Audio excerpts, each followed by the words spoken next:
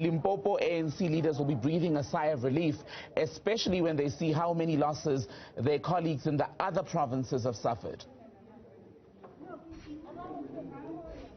A sigh of relief for the ANC in Limpopo indeed, and it so seems that they are the biggest winners this time around, with a majority of the councils having obtained over 60%. You can see here Musina, there they got 72%, in Blue Black also 72%, in Lephalale 61%, in Mogalakwena 64%, and in the Fetachome area 68%. So quite a stronghold of the African National Congress. It so seems that the 22 municipalities they would have perhaps pat themselves at the back for the work they've done. But I could also argue that the EFF has come through guns blazing, because they are the official opposition in all of these councils but 3. So in the Messina one that I've talked about, the EFF got about 8%, and in the Blobek one 15%, and in the Palale they got about 10%. So they are the ones following the African National Congress. But of course, with the numbers there, let's just bring in the spokesperson of the ANC in the province, that is Donald Selamulela. Thank you for joining us. A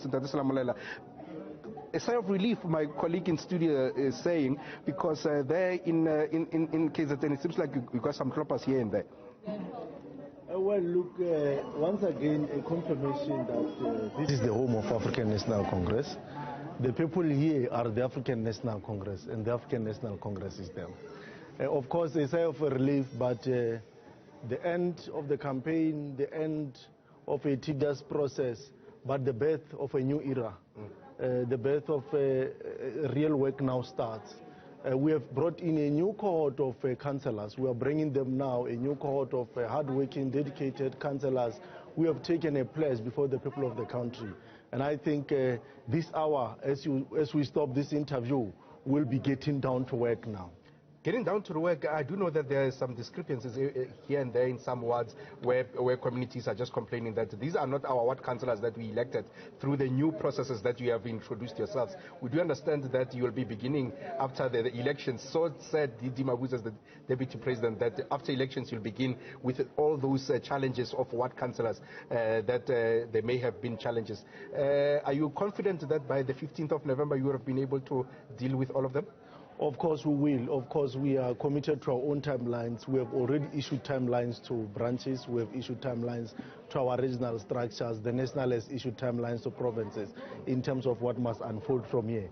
So we are very, very confident we'll deal with that. Through that, there are areas where we have committed to the people. Remember, we introduced a system here where communities were directly involved in electing councillors. And where there are discrepancies, obviously there are bound to be discrepancies when you introduce a new system here and so forth. But fact of the matter is that where we are seated now, we are seated in a situation where in case there are challenges, we are going to be attending to them. We have committed, we are going to attend to those particular challenges, resolve them, so that we leave no stone unturned in our journey, so that communities are satisfied, everyone is satisfied in our journey to putting back the development trajectory on track, in ensuring that our development machinery grind progressively. EFF leader Julius Malema earlier on in his press briefing said in all coalitions, whoever who so much approaches them to work with them, they must be thinking directly on how they're going to be assisting people as far as service delivery is concerned, the land, and as well as issues around ensuring that there is administration, proper administration. When they come through, do you feel that you'll be confident enough to say we will be able to work with some of your conditions? Look, the matter of coalitions is a matter outside our terrain as a province. But I can imagine that the national leadership is dealing with that matter decisively. And one of the assurances we have got from the national leadership is that as they look into that, because you would remember that across the country, as you have said, KZN, in some areas in Gauteng, the municipalities are hanging. They will need coalition. So you need a standardized approach in terms of who you engage. But of course, even in our part, we don't just want to lead councils. We don't just want to be in leadership. If you are to come be our partner, you want to come into alliance with us, it must be that you are committed to our cause of ensuring that we build better communities together.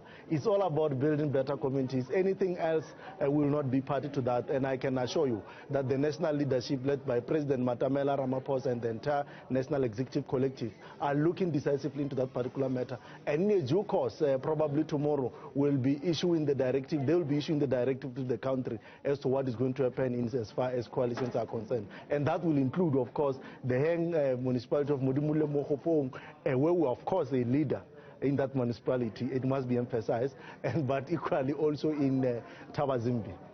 That's Donald Slamulela there speaking on behalf of the African National Congress.